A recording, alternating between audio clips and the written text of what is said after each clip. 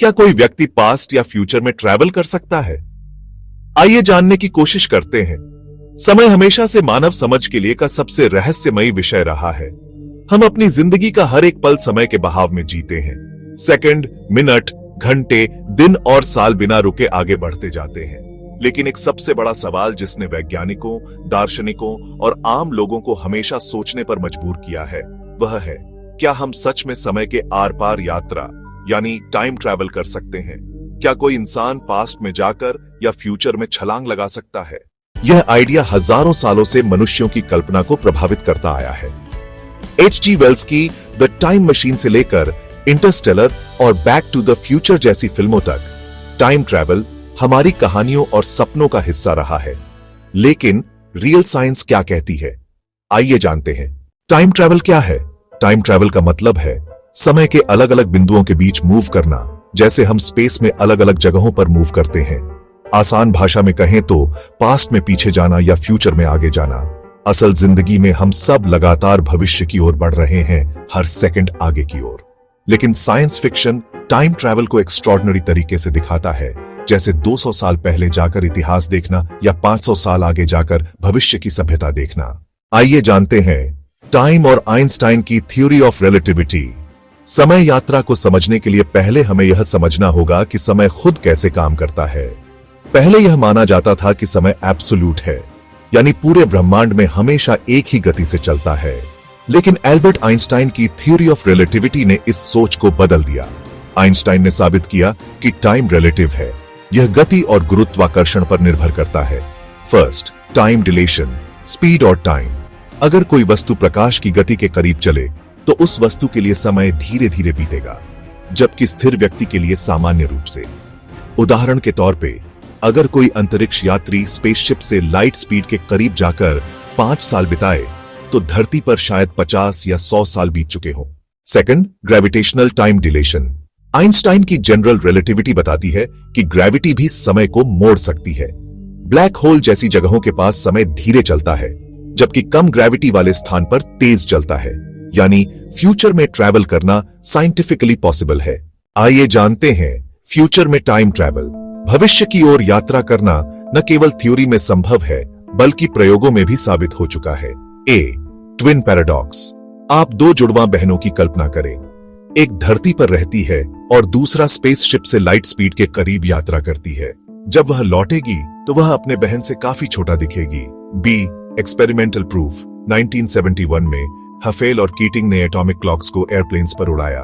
वापस आने पर उड़ने वाली घड़ियों और धरती की घड़ियों में अंतर पाया गया।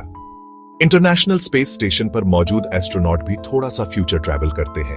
उनकी उम्र धरती पर रहने वाले लोगों से कुछ मिली सेकेंड कम होती है। इसलिए future time travel proved fact है, बस छोटे स्तर पर। आइए समझते हैं पास्ट में टाइम ट्रैवल। सबसे बड़ा सवाल है कि क्या पास्ट में यात्रा करना संभव है?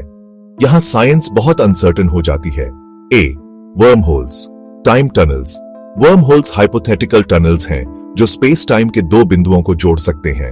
अगर एक छोर लाइट स्पीड के करीब मूव हो या स्ट्रॉन्ग ग्रेविटी फील्ड में हो तो समय अलग अलग चलेगा।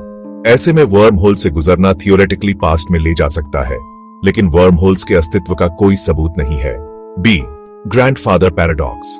अगर आप पास्ट में जाकर अपने दादा की शादी रोक दें तो आपके माता पिता पैदा नहीं होंगे और आप भी नहीं।